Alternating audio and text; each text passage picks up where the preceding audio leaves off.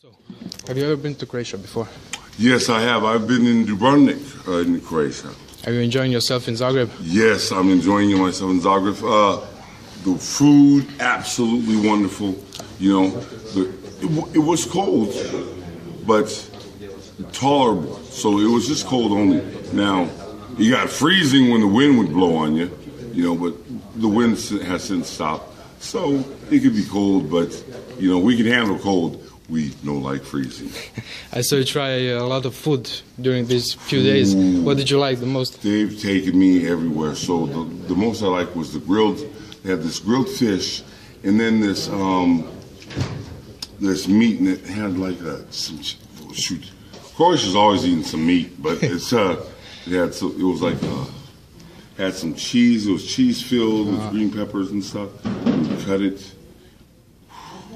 How much meat does it take to feed a guy like you? Yeah, well, it was so wonderful. They gave me some to take home, and so I've eaten about 4.5 kilograms of meat the past 2 days straight.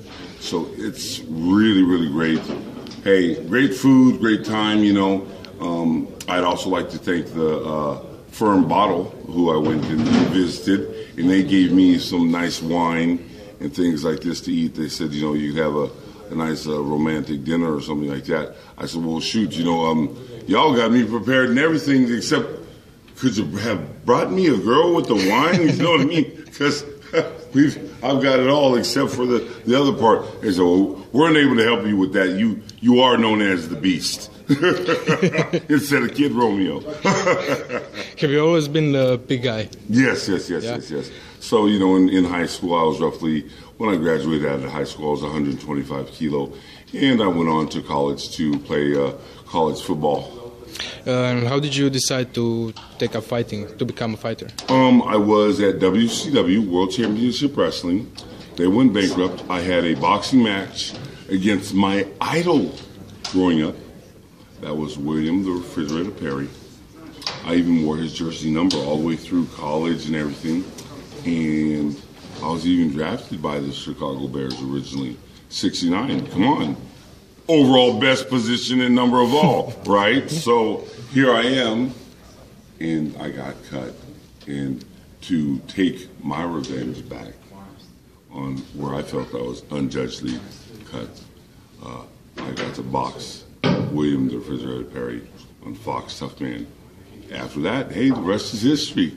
I went to Japan and had a wonderful time, and I'm still having a wonderful time since. How many countries have I been to since starting this fighting career, which we can take it to the year 2000. I've since stopped counting, but they did make a record of it and told me, but it was last count 138. You've had a long fighting career, and you have tried football and even show business. Yes, which movies, everything. Which career do you like the most? Well, I can tell you the punches hurt a lot less in the movies. And a few words about Mirko Cro Copa. Mirko Cro Copa is absolutely amazing. He's an idol. He's somebody to look up to, and he's somebody to actually learn what dedication means. Far from only dedication to the sport, I'm talking about this man has a dedication to changing his body, to developing, to staying healthy.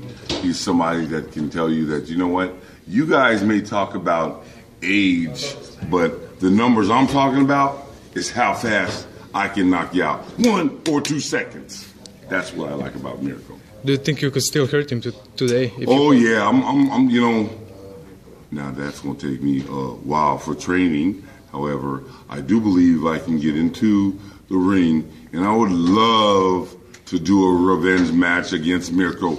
And I believe everyone in Croatia would love to see it. Because, you know, let's face it, I've had a career in winning, and I've had a career in losing. Many people are already retired before they can even... Many people have retired with less fights than I have in losing.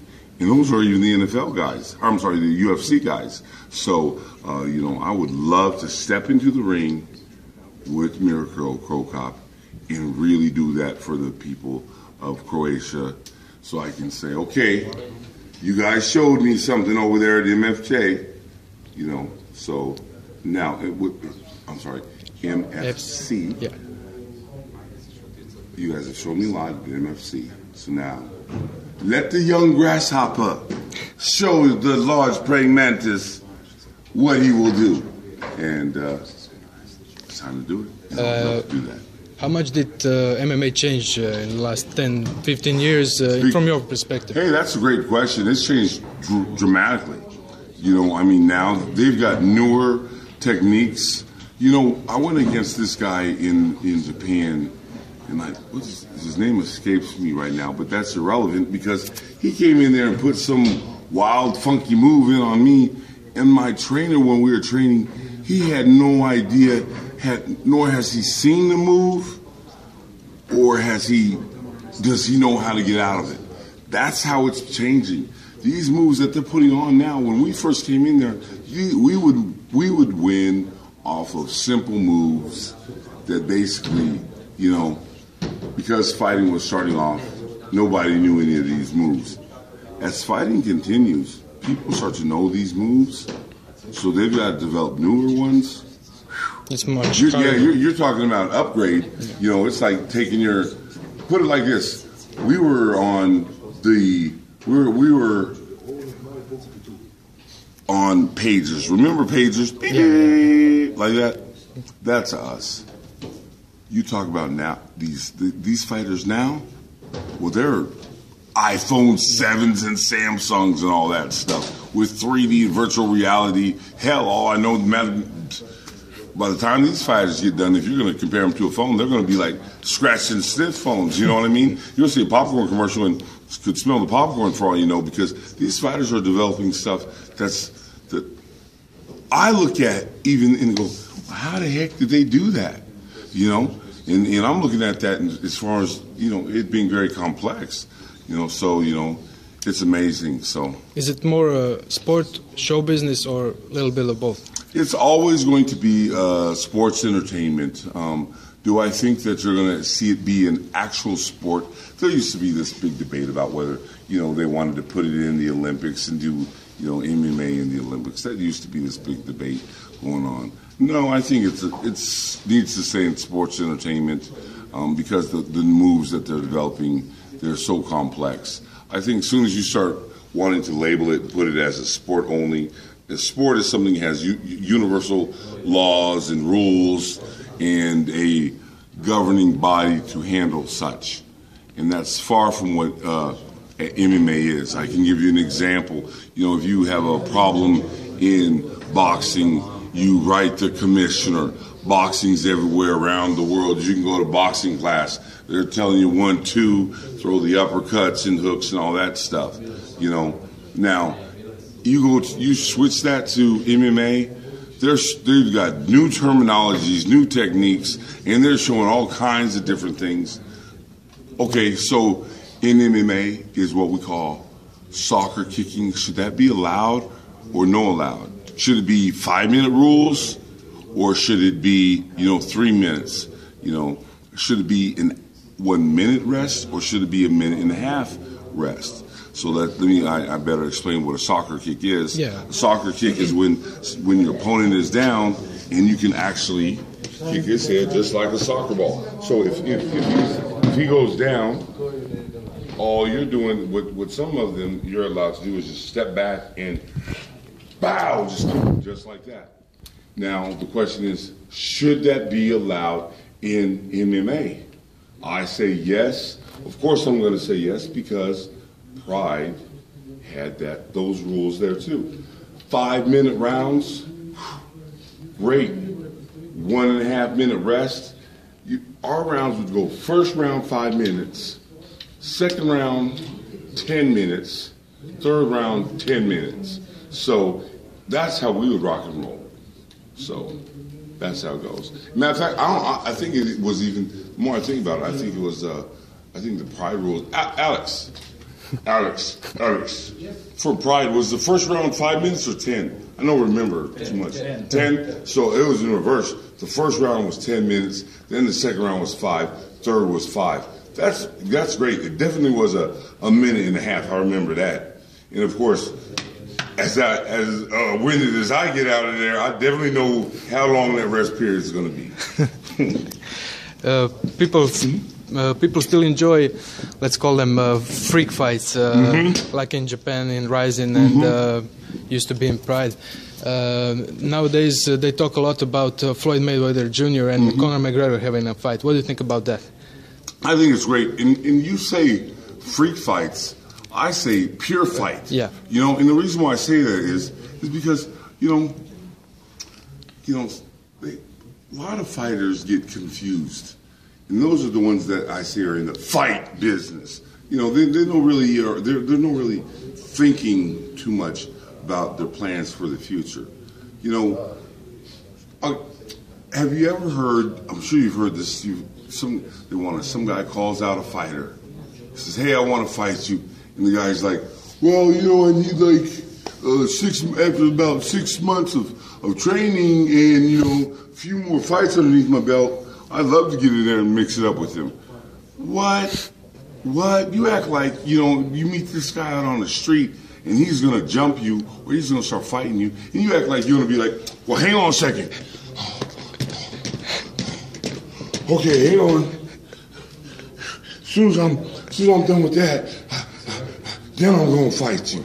No, that's not how it works. This mixed martial arts is basically, a form of self-defense, and it's actually teaching you and showing you when to fight, which means when it comes down to flight or fight, you're supposed to be the one fighting. You are never supposed to be the one flying out of there, okay? That's what we call track, right? Where speed is measured as fast as you can get out of there. Okay, this one fighting, what's measured in this one is the actual fight. And how hard it is for a fighter to give up, to say, "I'm done"? Ooh, well, excuse me. Most of the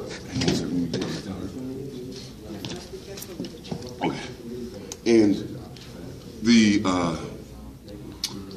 problem is that. Can you repeat the question one more time? Sorry. Yeah, I got lost when I got how hard it is for a fighter to say, "I'm done"? Well, it's really hard, but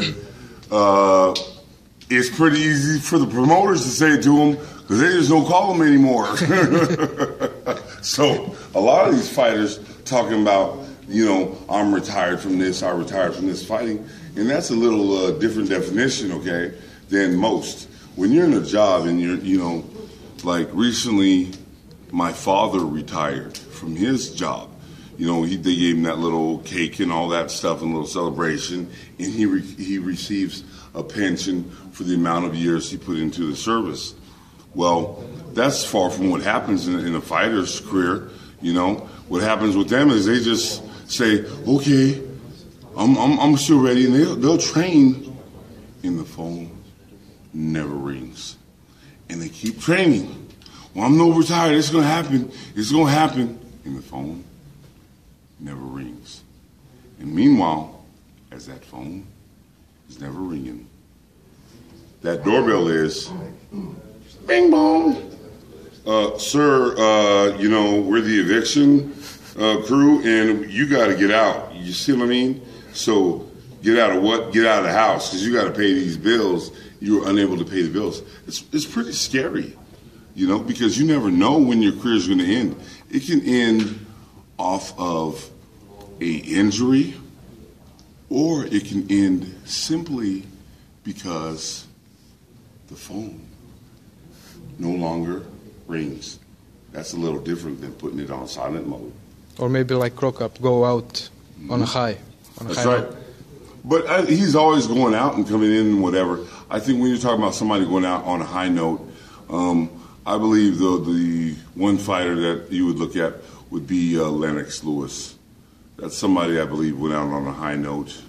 So, Cro Copa, sometimes he's in, he's retired, so his retirement means a little something different. And I'm included in that as well, because remember I said I was going to retire, and all of a sudden, I fought Akebono, then I fought some other guy for China most recently. So I've also have done the same thing. So I, too, have been a fight liar. What are your plans for the future? For the future is we're meeting with MFC, and they would like to learn more on how to do fight business, and we plan on doing some amazing things. We have continuously been meeting over and over and over, and usually when you're with a group that says that they want you to be a part of it, for 9 times out of 10 they want to be a part of it because hey, let's put Big Mouth Bob over there, the Beast, and everybody's going to tune in and is a nice spokesperson for us. And that's about as far as it goes. Well, with MFC, they've actually sitting down and they said, look, we know who you are. We know exactly what you did, and we believe that that's amazing. You made a career out of winning, and you made a career out of losing, and every single one of those were those organizations' top filler at that time. Even with your record, they said, so we know you know what you're doing. Can you show us how you developed this and how this kind of works? Can we learn from you? And I said, absolutely, you can learn from me. Now, of course, along with knowledge, it does take a little lettuce to make the rabbit jump. So, they happen to be in the agricultural business, so I think we'll be okay.